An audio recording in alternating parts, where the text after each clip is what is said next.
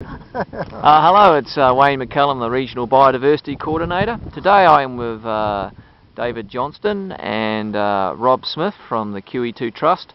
Now David has quite a large covenant here at Wainono Lagoon down towards Waimate in South Canterbury, and it's one of the projects that has been supported through the Canterbury Biodiversity Strategy and the funds it provides.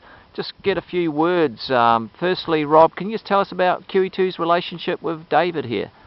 Well, it started a long time ago, didn't it, David? But David finally decided to go into QE2 covenant around about a couple of years ago. And part of the conditions of the QE2 covenant was that when David wanted to look after his wetland behind us here, as he wanted to make sure that the willows were taken care of. And so the way he got rid of the willows is that we applied, with the QE2 covenant, we applied to ECAN, and we looked at ways of getting both the fencing done and a spray program for the willows. Because what's happened over the years, and David will talk probably a little bit about this, is that the willows have gradually transgressed into the wetland and taken over more and more of the indigenous species in the wetland. So we wanted some way of protecting the land, looking after the swamp and getting rid of the willows. So yeah, so what happened after that is that we recognise this is a nationally significant site. It's very important for a number of reasons. There's whitebait habitat, which is dear to my own heart. There's also a lot of indigenous birds and stuff like that that's in the swamps as well as the local flora as well. So once we sort of sorted out that, yeah, this is worthy of the QE2 covenant, it went up to head office, we got it approved, and then we worked out some funding mechanisms and worked with both DOC as well, which David might want to mention, and ECAN. So there we go. So how many hectares is David's covenant? 101 hectares. Well, it's a big area. It is a big area. So tell us, David, why did you want to create a covenant and work with the biodiversity here? Well, there's quite a bit of history attached to this. Because when I was in the Young Farmers years ago, we had what they called the Young Farmers Radio Leadership Contest. Okay. Which was a sort of a quiz session on the air on the radio. And I went up to Christchurch, interviewed there. One of the first questions up was, we believe you have a swamp area on your property. Why has it never been drained and developed? I said, well, it's, nice sort of place, you just leave it alone. It's good habitat for native stuff. There's a lot of, leave it as a reserve. Well, they gave me one look and said, pointed to the door and said, we don't want to hear any more from people like you. So that was the end of that. The interview finished. So you've protected it now?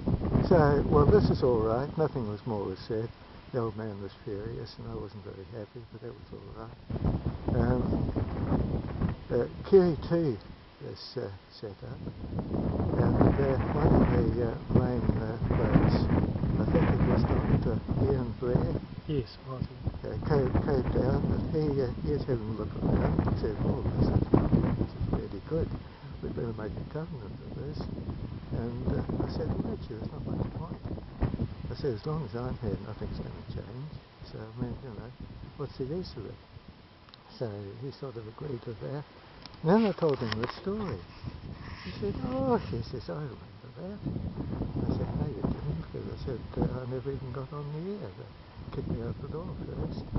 And he said, well, no, I was the question master, not the judge, but the question master. I said, oh, interesting. I said, what did you think of that episode? He said it was absolutely shameful. But so that was that.